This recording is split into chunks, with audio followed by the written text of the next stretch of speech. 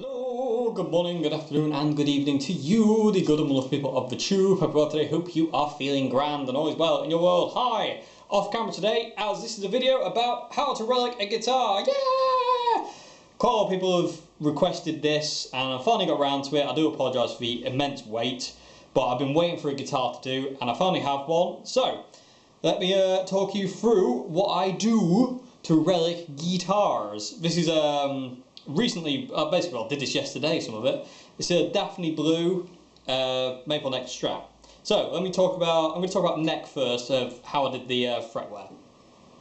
Okay, so fretboard wear, as you can see, done every single fret, and this is probably the longest part of relicing a guitar is doing the fretboard. It takes a long time.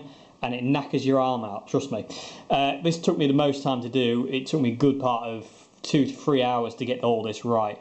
So, what do you need to do really? As I say, I've already done it, so I'm going to talk about what I did and how I did it. So, first thing is an incredibly sharp craft knife. This is kind of like the key component to any relicing job.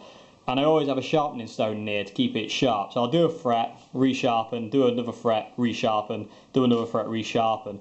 And what I do, I like to get a picture on my phone, or print off a picture of an original Strat. I don't go for, like the body on this guitar is based off a custom shop Strat. For necks, I always like to go for like looking at like a 50s Strat, kind of, especially if it's maple. I like to go for like a late 50s Strat that's got a bit of a worn out neck.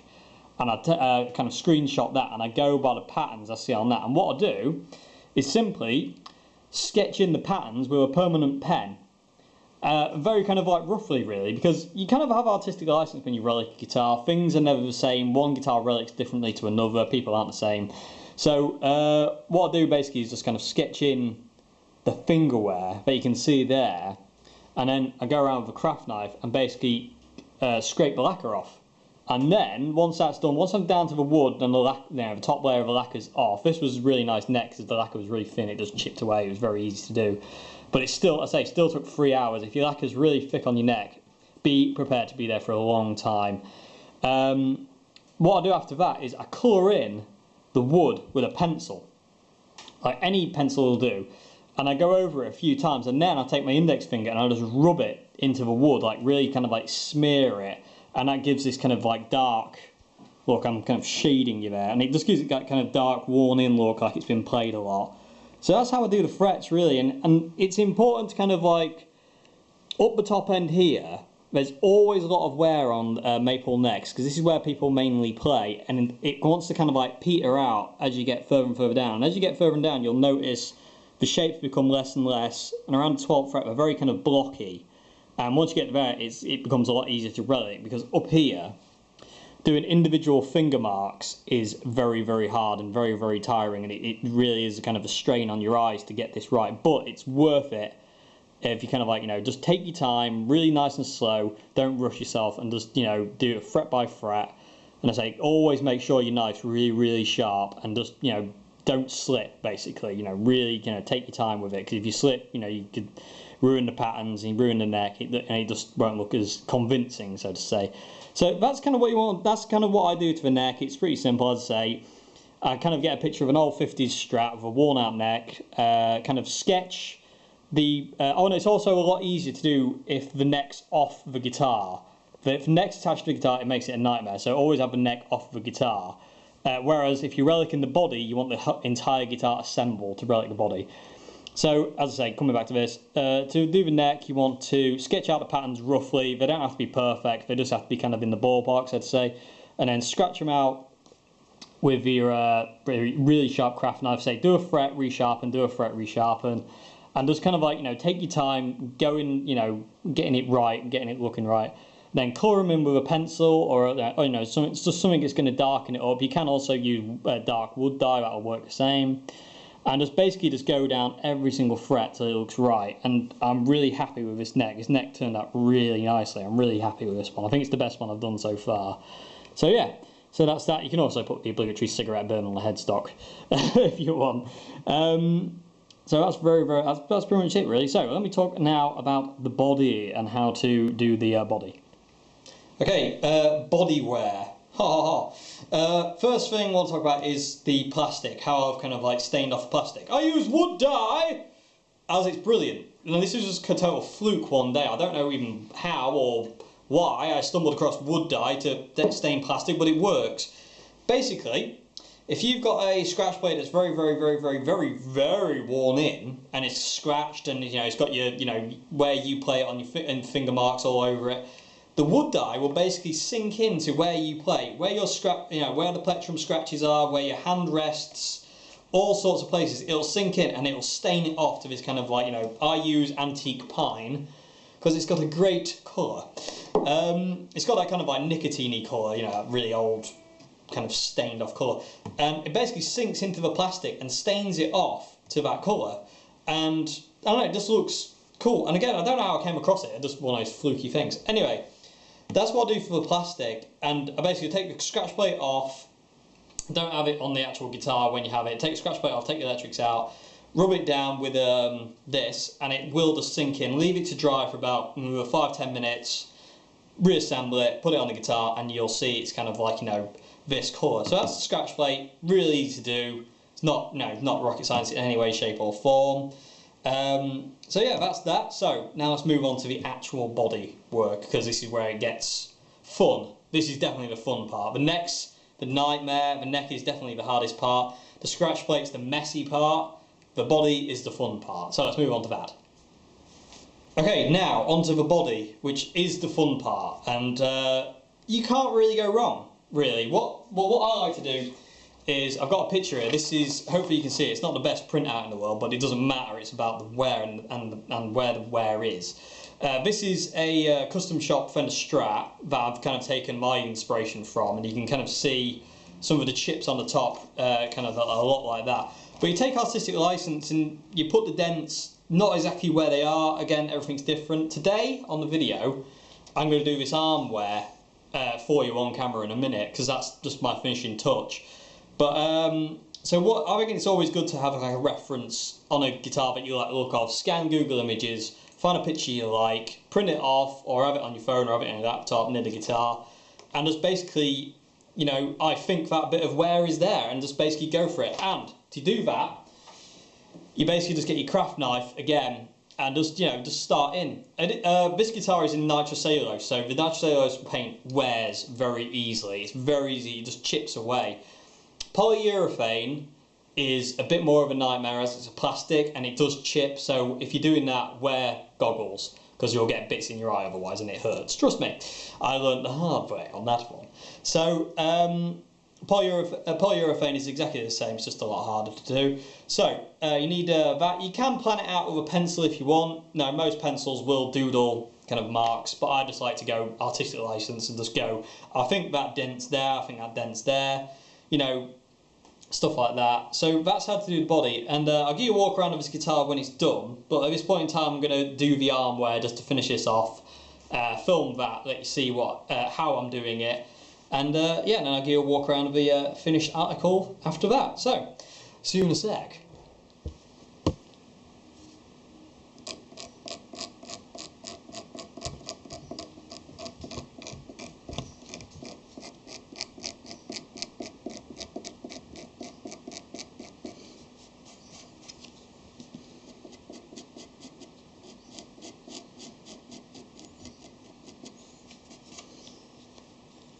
So, just to show you, I'm on this point here. And you can see, it's very time consuming, but it is best to just, if it takes an hour, it takes an hour. If you get it, it's better to get it right than to absolutely ruin it. And it is artistic license to say, things don't have to be exactly where they are on that guitar. I want it wants to be different anyway. I'm just basically after the shape, which is the reason I like that guitar so much. Okay. So we've got a bit more of a raised bit here. So going up. And you can see nitrocellulose just literally, if you've got a really sharp knife, just scrapes away. And it doesn't harm the wood underneath either. As long as you're not massively heavy-handed and just like digging in and gouging wood out, you're alright.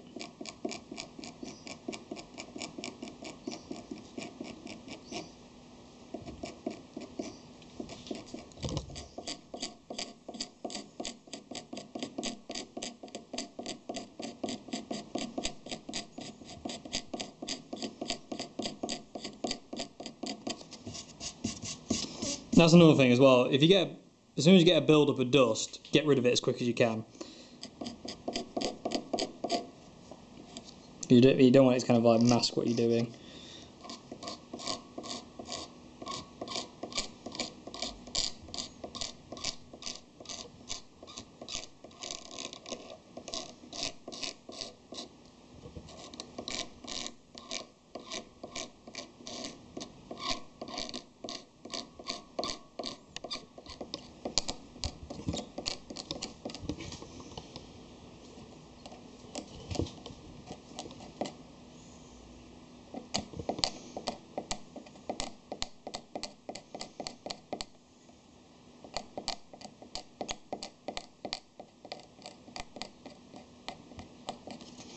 So doing this with nitrocellulose lacquer, it is pretty much the same kind of deal. You just kind of like scratch it away like that, but it does take a bit more power, so to say. It doesn't come off as easy as this does. It's just a lot. It's a lot stubborner than this is, definitely.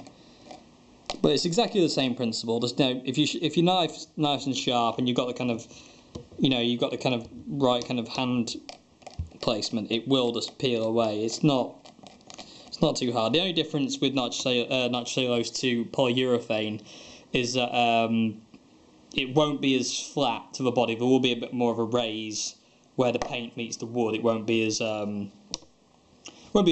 so to say. It's a lot more raised. Nearly there now, as you can see. And I say I've took artistic license with this. I mean, you know, that's on the picture there to the arm thing. I've just kind of like guesstimated. Oh, there's a rise here. There's a fall there. You know. It's just make it unique, really. And I say you can't really go wrong as long as you don't go too far. I always prefer relics that aren't overly destroyed. Just kind of like, you know, have that kind of slight wear to them, where, you know, your armrest and you got like some dints and dents here and there and stuff like that. Okay, last bit. I've put some extra wear in, as hopefully you might be able to see on the picture. There's a little bit there, and that's there. So again, it's artistic license. It's not the same, it's different, but it's in the same place, and that's all that matters. So, last bit. It's extremely satisfying doing this bit.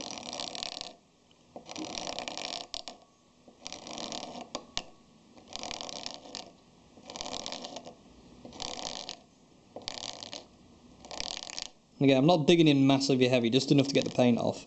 And rub it down. There we go. Armware. Just going to neaten it up now, make sure some of these edges are a bit more smooth.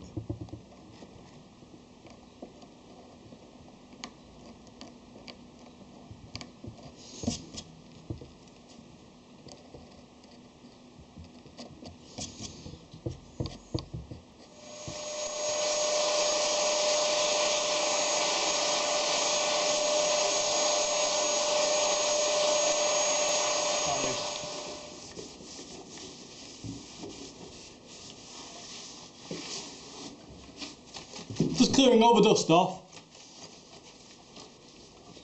Okay, there you have it. That's the finished product of what I just did. As I say, it's so important to take your time, make sure you get it right, and, you know, just go slow. Don't rush it at all. And so I'll give you a walk around the entire guitar now. So we've got some plectrum wear here, which I really love. It's actually obviously off a different guitar, that pattern, but I really liked it, so I incorporated it. Got some dints over the top, some bigger ones up there. Got my armware that I just did with some kind of, I don't know what they would be, kind of bracelet rash or something, I don't know. Some more, you know, the obligatory armware. Chips around the bottom end of the guitar. More wear around the jack socket. Come around here. You see, I've took the entire bottom off there, because a lot of old Strats just seem to wear there. I don't know, there's something about it. I remember seeing quite a few guitars up close and personal that all wore away there. A couple more dints and dents, scratches, you know, on the front horn, a bit of wear there. That's for this, you know, you can really see the discoloured scratch plate there, because this is obviously where this guitar's been played a lot, and that's where that wood die sunk in. We've got these two little bits of wear here behind the bridge, where somebody obviously was a bit careless with a screwdriver at some point in its life. That's the whole idea of this relicing thing. It's, you know, it's had a life before. Here's the fretboard. which I'm really happy with. I've really, you know, this took me most of the day. It took me about 3 hours to get this fretboard right, but it's come out really nicely indeed. I'm really happy with that. So that's it. Let me show you the back. I'll lay it down. So you've got the Bluetooth like body, the belly wear, if you will. Bit of wear up there on the top horn, back there. Got a great scratch there, which I absolutely love that scratch. I think that looks really cool. But the whole display's like great ingrained in. A bit more. That's the other side of the wear off there. Again, things are fairly neat, but then they're not. You know, nothing's uniform. As I say, you do have artistic license, and I always feel that Strats and Relic guitars look better when they're not 100% destroyed, if you know what I mean. They're not kind of relicked loads, so to say. Just, you know, just enough, and I think they look a bit more believable. You know, and if you don't like Relicing, then that's, you know, that's fair enough. But I absolutely adore it. I think it's really cool to make your guitars look a bit more beaten up, and it's a great thing to have fun with as well, to be honest with you. It really is. To make a guitar that looks brand new look old, it's really cool. So, that's it. That's the Daphne Blue Relic Strat. I hope you enjoyed this video. I'm going to go and plug it in. That's Joe making loads of noise in the background. Quiet, Joe! Sorry. Oh, God. Can't get a staff. He can't have a staff. Anyway, I'm just going to go and plug it in, let you hear it. There are Squire pickups. I do intend to get some different pickups for it at some point. I also intend to get a Wilkinson tremolo system for this guitar at some point as well. And I'll probably do a video on fitting pickups and tremolos when I get them. So, hope you enjoyed this video. I hope it's answered some questions. To say, you know, the main thing is take your time, you know, sharp craft knife, permanent marker pen for the neck, take your time, you know, that will take a long time. Get a picture of a guitar you like the look of, you know, whether it be old or a custom shop Relic. And just, you know, just spend some time with it really. It does take a while, but it's worth it. Anyway, let me show you what it sounds like, and thank you very much for watching. Hope you've enjoyed this, and yeah, see you again soon. Goodbye now.